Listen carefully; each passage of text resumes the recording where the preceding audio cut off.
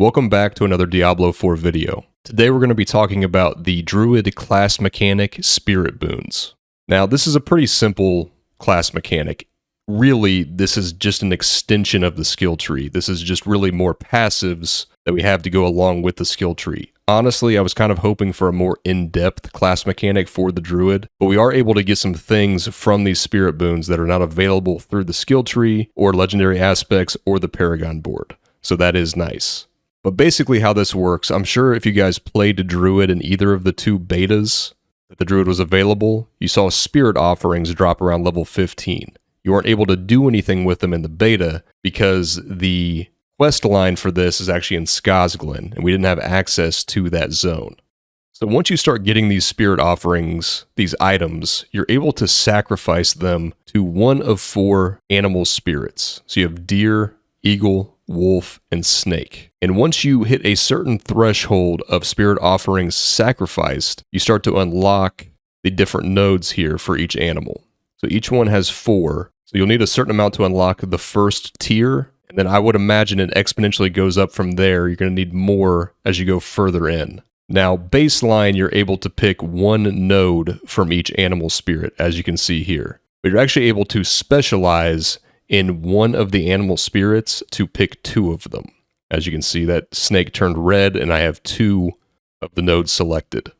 It looks as though that you will have to unlock all 4 boons within a specific animal spirit to then specialize in it to get the second boon in that category. So we're going to have 5 boons total, 1 in each animal spirit, and then that 5th one we're going to get from specializing in a specific animal spirit.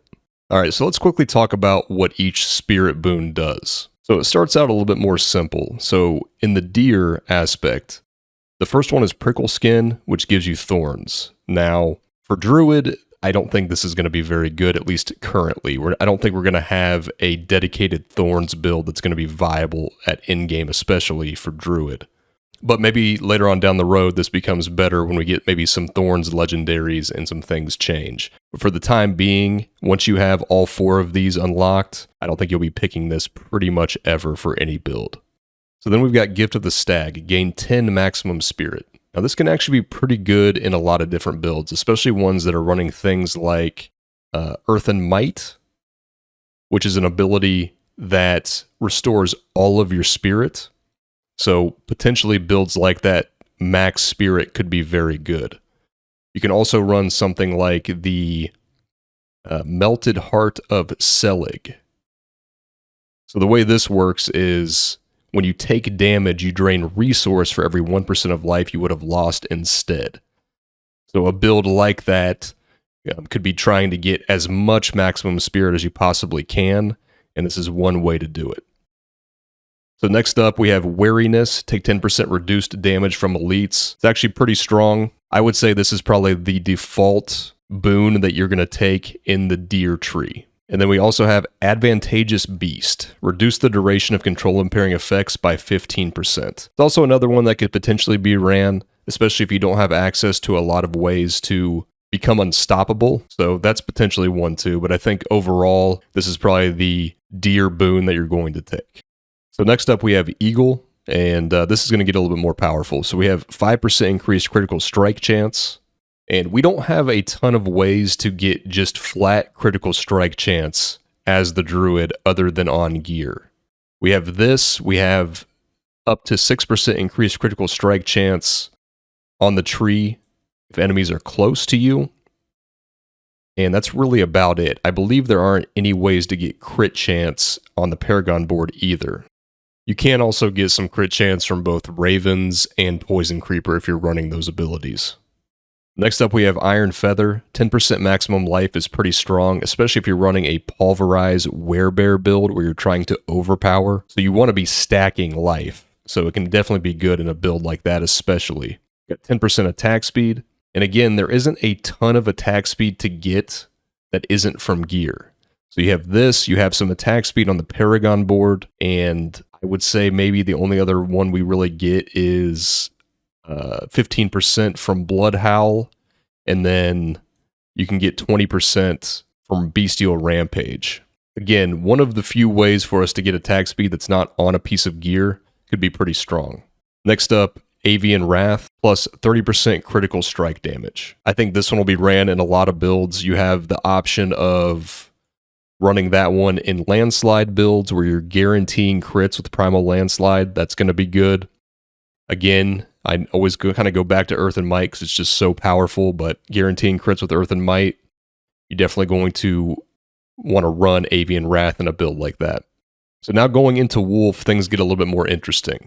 So first up, we have Pack Leader. So on Lucky Hit, critical strikes have up to a 20% chance to reset the cooldowns of your companion skills. So this is potentially a very powerful effect, but keep in mind this has 3 layers of RNG associated with it. So first off, you have to proc a Lucky Hit, then you have to critical strike, then you have a 20% chance to reset the cooldowns of your companion skills. So I've got a build that I've put together that uses Staff of the Crone, which you're basically only attacking with basic skills. And the idea of the build is to proc Lucky Hits very consistently. And it also runs Earth and Might to also have guaranteed crit. And it runs all 3 companions. So in a build like that, I could see Pack Leader working. Other than that sort of very specific build, though, I think it's going to be very tough to proc Pack Leader on a consistent basis. Next up, we have Energize. On Lucky Hit, dealing damage has up to a 15% chance to restore 10 spirit. So if you have a build where your main damage dealer is something that can hit a bunch of times, I could definitely see running this. I could see this being ran in tandem with some other ways to generate spirit to kind of solve your spirit issues with Druid. Next up, we've got Bolster. Fortify for 10% of your maximum life when you use a defensive skill. So I think Bolster is actually a sleeper, really strong boon. Especially, there are a lot of builds that I've theory crafted that run 3 defensives. You also have Blood Howl, that is a defensive ability that has built-in cooldown reduction. So with this, kills reduce the cooldown of Blood Howl by 1 second. So if you're moving quickly through a dungeon, this is going to be off cooldown constantly and makes it really easy to generate a ton of Fortify. So then we have Calamity. Extend the duration of ultimate skills by 25%. And there's a couple ultimates that I think this is going to be really good with. The main one being Grizzly Rage. So the way Grizzly Rage works is the longer you're in the form, the more damage you get out of Grizzly Rage. So it makes a lot of sense to try to extend the duration of this. So Calamity definitely makes a lot of sense for that. You could potentially run it with Cataclysm as well. I think Cataclysm is going to be more difficult to kind of make permanent, but there's other ways to extend the duration. You can extend the duration just in the Calamity tree itself, and there's another 3 points you can spend on the tree to increase it by 15%. So that's an option too. I think it's, okay with Petrify. You can make this last a little bit longer, but I think the one that really shines here is Grizzly Rage. So next up we have the Snake Boons. The first one, Obsidian Slam. Every 10th kill will cause your next Earth skill to overpower. This is going to especially be good in an Earth Werebear build running Pulverize with the aspect of the Ursine Horror. So this turns Pulverize into an Earth skill, and you're already trying to scale Pulverize with Overpower, so it makes complete sense in that build. And then obviously you can still run it in any other Earth-oriented build. Landslide. There's a legendary that makes Boulder a core skill that you can then use it as an actual damage dealer, spammable ability. It could be ran in that as well. So then we have Overload. On Lucky Hit, dealing lightning damage has up to a 20% chance to cause the target to emit a static discharge, dealing 20% lightning damage to surrounding enemies. So this kind of obviously goes right into a Lightning Storm build, and you're going to have so many different things proccing lightning damage in that build that I think you can pretty consistently get Overload to happen. One of the big ones being Lightning Dancer's Aspect. Your Lightning Storm crits spawn 3 dancing bolts that seek enemies out, dealing lightning damage. You also have Runeworker's Conduit Aspect, that your crits will charge the air around you, causing lightning bolts to periodically hit. And then you just have some things on the tree as well. You've got Bad Omen here, that gives you a chance to get a lightning bolt to hit. Potentially Charged Atmosphere as well will be a lightning bolt that will hit every certain amount of seconds. So I think that one definitely makes a lot of sense for Lightning Storm. I'm not sure if you would run it really in any other builds other than that, but I think it can be really good there. Then we've got Masochistic. Critical strikes with shape-shifting skills heal you for 3% maximum life. So of course, this can be ran in any werebear or werewolf build. You also have the potential of running a couple uniques. So you have Tempest Roar and Vasili's Prayer. So Tempest Roar is going to make your Storm skills werewolf skills. So your Storm skills will gain that werewolf tag, and they should gain the shape-shifting tag as well. Then same with Vasili's Prayer, your Earth skills are now werebear skills. So they should get the werebear tag and the shape-shifting tag.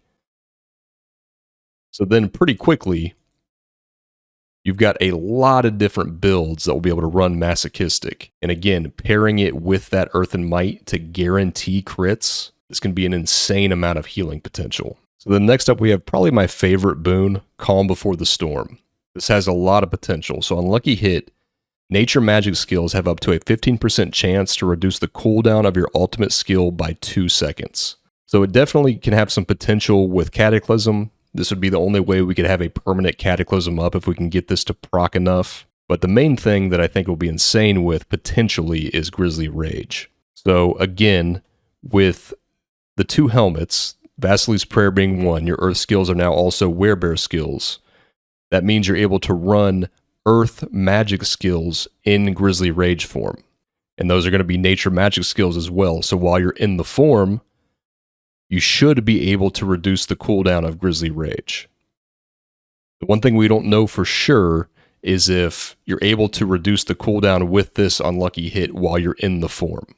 That will have to be tested, but I would imagine it should work. And if it does work, that means that you have the potential to have a 100% uptime on Grizzly Rage. And I think that will be one of the most powerful things that the Druid can do in the entire game. Not to mention, if you were to run the Tempest Roar, where your Storm skills are now also werewolf skills, along with the Dire Wolf's aspect, which Grizzly Rage now shapeshifts you into a Dire Werewolf, then you'll be able to do the same thing with Tornado or Lightning Storm as a Dire Werewolf with Grizzly Rage. So anyways, guys, I think that'll about wrap it up. Thank you very much for watching, and I will see you next time.